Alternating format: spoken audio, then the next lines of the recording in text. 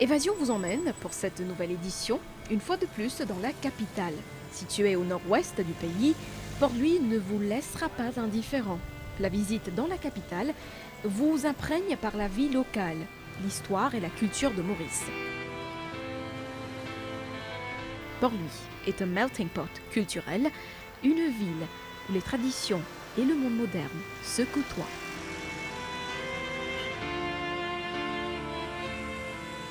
Nous sommes à la rue des Forges. Ici, on trouve plusieurs quincailleries et des boutiques où l'on trouve des accessoires pour la maison.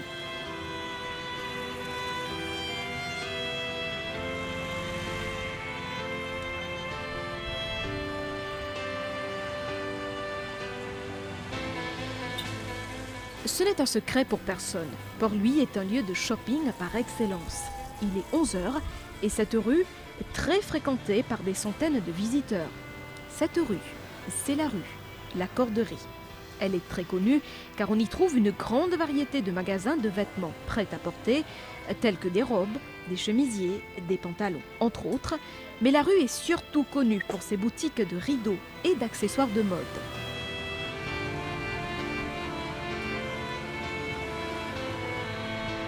Nous allons maintenant explorer les sites historiques et culturels de Port-Louis. Une visite au Mauritius Postal Museum, c'est faire un parcours regorgeant d'anecdotes sur la tradition postale à Maurice. On y trouve la tradition des premières bouteilles à message accrochées par les Hollandais aux arbres sur l'île aux Tonneliers pour être prises au passage par les navigateurs. Ou encore la première initiative postale lancée en 1772, sous l'occupation française, par Pierre-Nicolas Lambert, fondateur du premier journal, et qu'il fait livrer avec le courrier. Le plan du toit, l'horloge et le contour extérieur, en particulier les 5 courbes et aussi les gravures sur le devant de cette structure, sont des cas vitaux de l'artisanat avancé qui a créé en anglais au milieu de la période victorienne. Il existe cependant d'autres lieux de travail postaux essentiels qui partagent une histoire comparable avec la poste centrale. Par exemple, la station du Mail Rose Slope et l'ancienne station Mail de Souillac qui ont été construites plus d'un siècle par le travail des ouvriers mauriciens. Cette image substantielle reste ancrée dans notre héritage technique et social. Et comment ne pas parler de la fondation de la salle d'exposition postale dans la station de Courrier Général, dont le travail de 2008 a amélioré son estime remarquable et son héritage qui serait sauvegardé pour ce qui est à venir. Sous l'occupation anglaise, Maurice fut la première colonie britannique et le 5e pays au monde à émettre timbre-poste en 1847. La réputation philatélique de l'île est associée au célèbre Red Penny et Blue Penny, dont une erreur d'impression sur ce dernier en fera le timbre le plus rare au monde. Il y eut aussi la distribution du courrier à la criée à Rodrigue, la période ferroviaire, l'histoire postale étant étroitement liée à celle des trains, ou encore la livraison du premier colis aéropostal en 1933. Chaque timbre a une histoire. Et cette histoire remonte à 1846. Dans le temps, l'émission de timbre a été examinée à l'improviste et la proposition a été soumise au comité d'administration. Mais après de longues discussions, la proposition fut reconnue et reçue. Entre-temps, le coût de l'administration postale s'éleva en queue, à penny pour l'affranchissement intérieur et 2 pence pour l'affranchissement extérieur.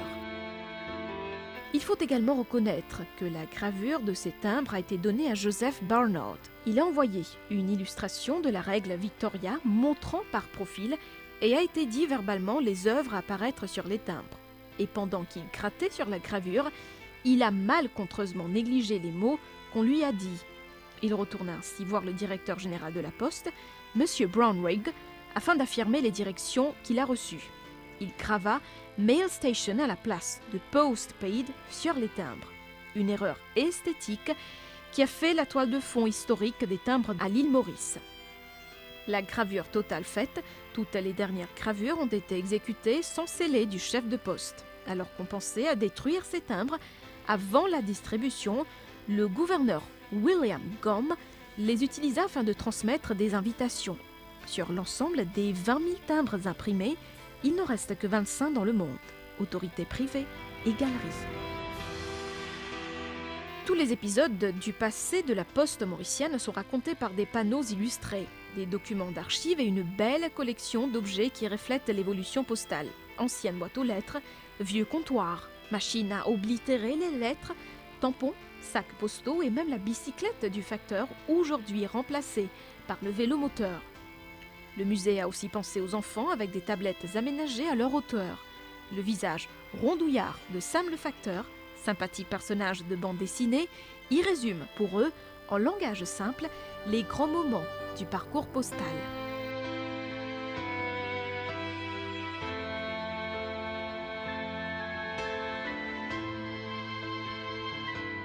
Le nouveau musée de la Poste a été créé en 2008 dans ce nouveau bâtiment patrimoine historique justement de la Poste pour héberger justement, d'une façon beaucoup plus élaborée, l'histoire de la philatélie à Maurice. En même temps, c'est l'histoire du pays qui se décline parce que le musée vous emmène de la période hollandaise, la période française, la période anglaise et la période post-indépendance. Éventuellement. Donc c'est tout un parcours muséologique que nous avons recréé pour pouvoir donner une facilitation à tous les visiteurs, que ce soit jeunes, moins jeunes ou bien enfants, de pouvoir se retrouver justement dans ce parcours. Et vous avez dû voir qu'il y a même des plaques de bande dessinée avec le caractère Sam le facteur qui va accompagner les enfants à vue d'enfant pour pouvoir connaître justement les thèmes, la poste, éventuellement tout au long de ce parcours. La poste était au centre de la communication pendant des années, surtout à l'époque originale. Avec justement le courrier qui faisait transmettre la communication, est venu justement le téléphone, est venu le télégraphe avant, le télégraphe était là avant, le téléphone.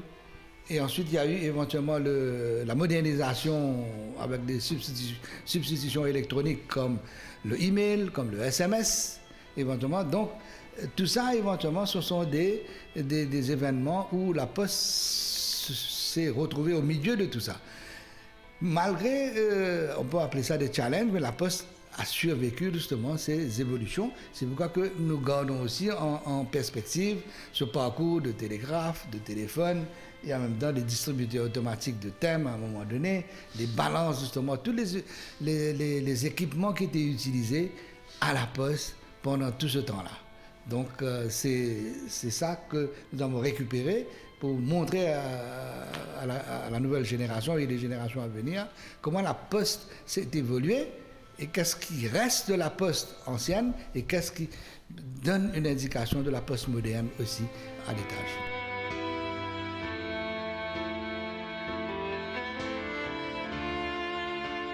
On met le cap maintenant à Ap-Ravasig-Hat, situé non loin du Mauritius Post Museum. Ce site de 1600 m², situé dans le district de Port-Louis, est l'endroit où commença la moderne diaspora des travailleurs sous contrat ou engagés. En 1834, le gouvernement britannique choisit l'île Maurice pour en faire le premier site de sa grande expérience, l'utilisation de travailleurs libres plutôt que d'esclaves. Entre 1834 et 1920, presque un demi-million de travailleurs sous contrat arrivèrent d'Inde à Ap-Ravasig-Hat pour travailler dans les plantations sucrières de Maurice ou pour être transférés de là à l'île de la Réunion, en Australie, en Afrique australe et orientale, dans les Caraïbes entre autres. Les bâtiments de Ap-Ravasig-Hat sont l'une des premières manifestations explicites de ce qui devait devenir par la suite un système économique mondial et l'une des plus grandes vagues migratrices de l'histoire.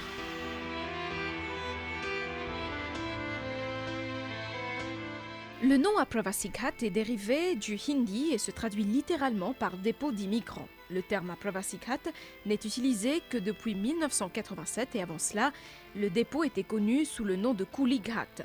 Le fait que les travailleurs migrants indiens soient entrés en si grand nombre à Maurice pendant la phase britannique de la Grande Expérience est dû à la première guerre d'indépendance indienne en 1857, paralysant l'économie indienne, avec pour conséquence la perte d'emploi pour beaucoup de personnes.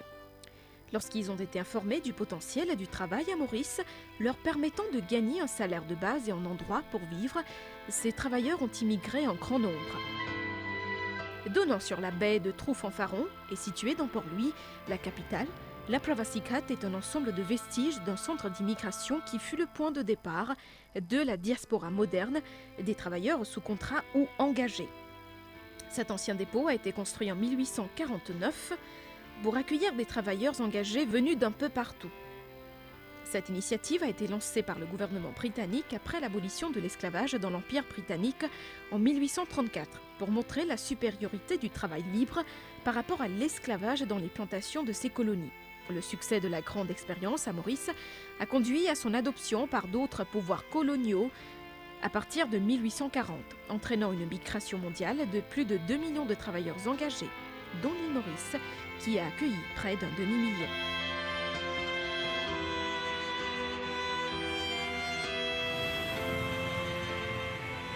La street food de l'île Maurice est aussi très réputée et Port-Louis est le lieu idéal pour goûter à toutes les saveurs qui font la culture culinaire mauricienne, comme ici, à la rue La Paix, où nous terminons cette balade à Port-Louis, en dégustant une bonne glace, à la fois délicieuse, mais aussi originale et unique à Maurice, le fameux sorbet zanana d'Isselpima, inventé par Zishan Ramtoula.